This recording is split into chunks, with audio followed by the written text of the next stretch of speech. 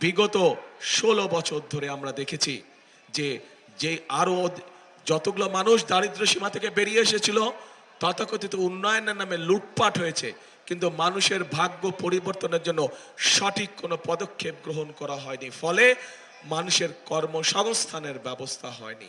ফলে নতুন সাধারণ মানুষের জীবনযাত্রা টিকে থাকার জন্য নতুন ব্যবসা বাণিজ্য, মিল, কলকারখানা কোনো কিছু এইখানে করা হয় নাই। প্রিয় ভাই বোনেরা, এই এলাকায় একটু আগে আমি আবু সাইদের বাড়ি থেকে আসলাম।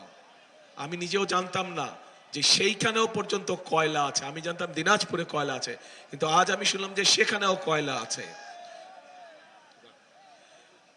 এই কয়লা যদি আমরা উত্তোলন করতে পারি, এই কয়লা দিয়ে আমরা অনেক কিছুর পরিবর্তন করতে পারবো।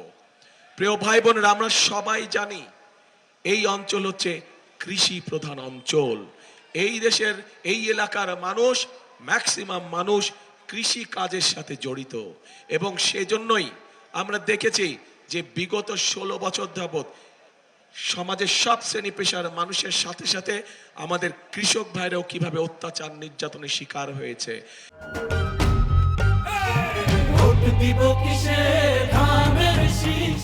কিভাবে কৃষিজাত পণ্য দ্রব্যের দাম মূল্য বৃদ্ধি হওয়ার ফলে কৃষকদেরকে বিভিন্ন সময় কষ্টের সম্মুখীন হতে হয়েছে।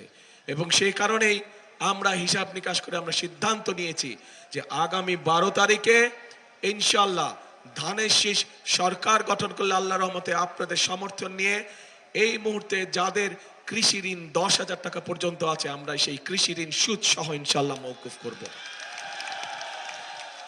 সমগ্র বাংলাদেশে কৃষকদের 10,000 টাকা পর্যন্ত কৃষি ঋণ সুদ সহ ইনশাআল্লাহ আমরা মওকুফ করব।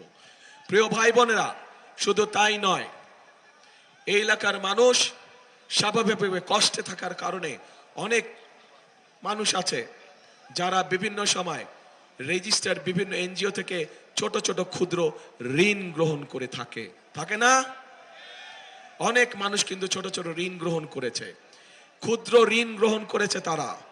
আমরা সিদ্ধান্ত নিয়েছি যে ইনশাআল্লাহ 12 তারিখে আপনাদের সমর্থনে ধানের শীষ 13 তারিখে সরকার গঠনে সক্ষম হলে পরে ইনশাআল্লাহ আমরা এই যে ক্ষুদ্র ঋণ যারা রেজিস্টার্ড এনজিও থেকে গ্রহণ করেছেন, আমরা সরকারের পক্ষ থেকে এই ঋণ সেই এনজিও গুলোকে পরিশোধ করে দেব।